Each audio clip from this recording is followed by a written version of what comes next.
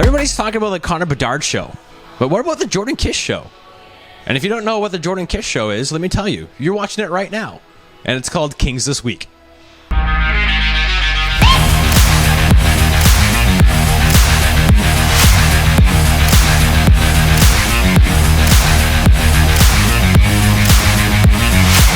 Welcome back to Kings This Week. My name is Jordan Kiss. It's the first episode of 2023, and we have a pretty significant episode here as we get things going in the new year. Of course, the Kings returning to action last weekend with 2 games on the island, and then just yesterday, the Kings making a major trade. So lots to get to on today's episode, but as always, we'll start with our weekend recap.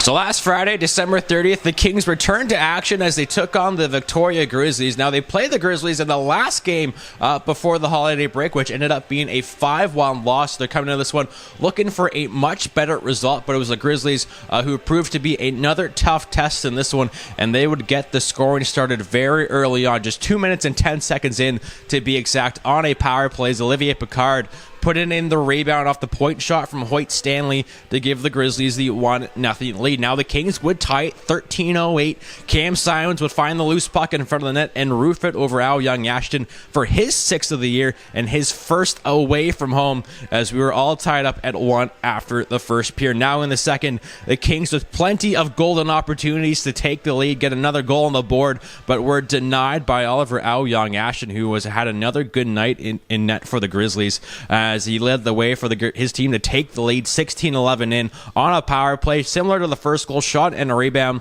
Jack Corton there to put it in for his 9th, as it was 2-1 Victoria after the second period. Now in the third period, the Grizzlies would add to their lead, 3:44 in. Ryan Watt off a face-off wires one over Kyle Metzen for his 3rd, 3-1 Victoria. Then at 7:25, tough one here for Sam Belanger, gives it away to Olivier Picard, goes in on the breakaway, sneaks it into 5-hole for his 18th of the season, his 4th goal in his last 2 games against the Kings, as the Grizzlies would take this one by a score of 4-1. Kyle Metzen, solid night in net for him, though. A tough one, though, with the result. 28 saves for him as he faced 32 shots. Big difference in this one was the Kings' power play going 0 for 6 on the night.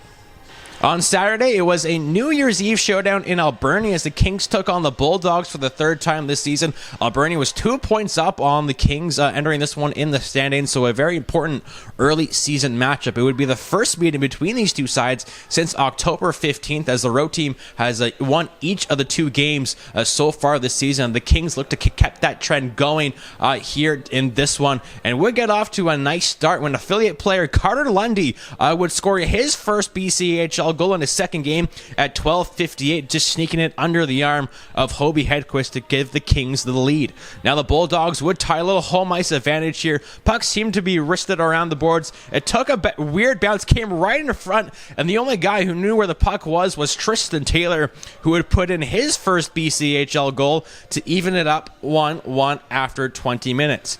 Now in the second period, the Kings would regain the lead, 7:48 in. Anthony Yu all alone in front, no mistakes, puts in the loose puck for his 13th of the year as the Kings were up 2-1. But just seconds later, it would be Tristan Taylor once again, his 2nd of the game, putting the one-timer in from right in front of the net to make it 2-2, as that was the score after 2 periods. Now in the third period, early on in the third, Kyle Metzen, another good night. A big save here with the glove to keep it tied, but shortly after that, just after the Kings killed a penalty, another shot, rebound here for AJ Vasco, who would put it in for his 4th of the season, as the Bulldogs made it a 3-2 lead. Now midway through the period, the Kings trying to get that equalizer. Cam Simons, but it was denied by the mask of Hobie Hedquist to keep his team up in front. The Kings would keep on pressing, but Chase Klassen would wind up with the empty netter at the buzzer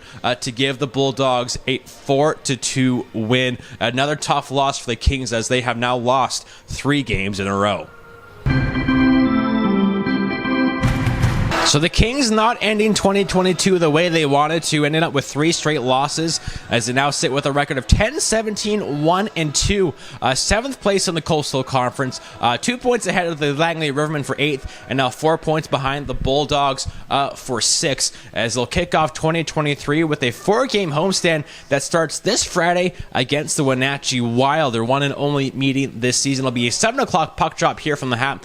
The Wild coming to this one with a record of 13-15, 1-2. They were the first team this year to beat the Penticton Vees, so they are going to be a very formidable opponent for the Kings. The Wild in their 2 games back from the holiday break were at home to the Prince George Spruce Kings, splitting those 2 games, both of them ending up in overtime. The Kings defeated the Wild in their one and only meeting last year by a score of 3-2 in a shootout at the BCHL Showcase. And also at this game on Friday, Panago will be in attendance, and they'll be awarding 1 lucky row of fans with fresh hot pizza during the second period. So be at the game for your chance to enjoy some pizza while you watch the Kings take on the Wenatchee Wild.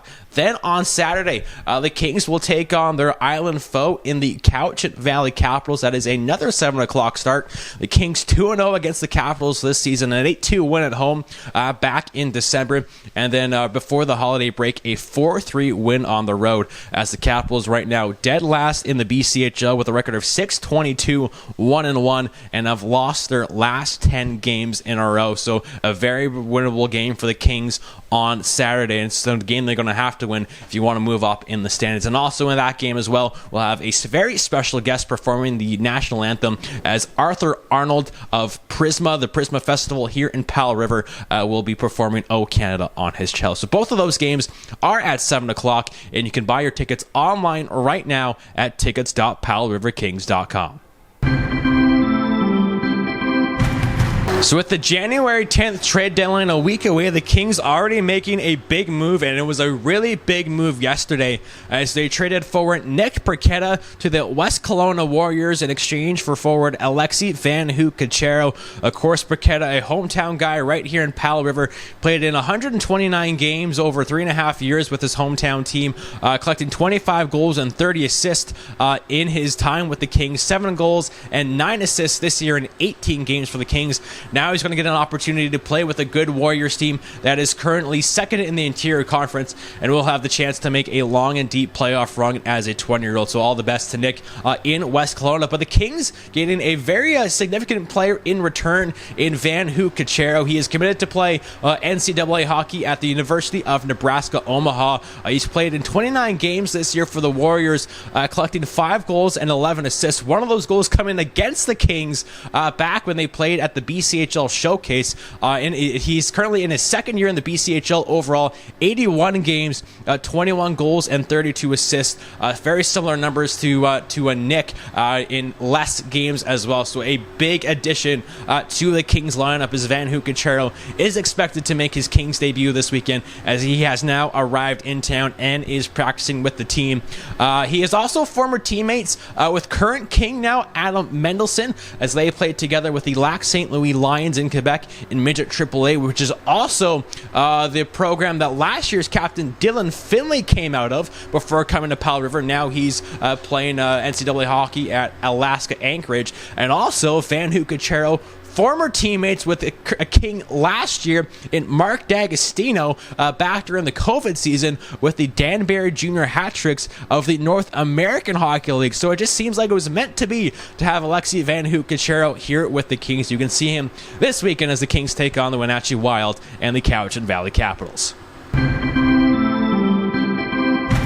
And just like that, the first episode of 2023 of Kings This Week is almost complete. Just a couple things before we officially close out our show. The Dream Lottery has started, if you didn't know. A chance to win a hefty cash prize, potential jackpot of $100,000, minimum guaranteed jackpot of $20,000. You can go to powellriverkings.com to buy your tickets online. Must be 19 years of age and a BC resident to get tickets. That's right. If you live in BC, you can buy tickets to into our dream lottery to win, again, that very big cash prize. PowellRiverKings.com will take you to the ticket selling website. You can go there. And also, if you're in town, you can buy them in person at the Town Center Mall. We do have a booth set up there just outside the Walmart on weekdays. Now, the Kings return home this weekend to kick off 2023. 2 games this Friday at 7 o'clock against the Wenatchee Wild, and then on Saturday, 7 o'clock again against the Cowichan Valley Capitals. Get your tickets online at tickets.powellriverkings.com, and if you can't join us here at the Hat,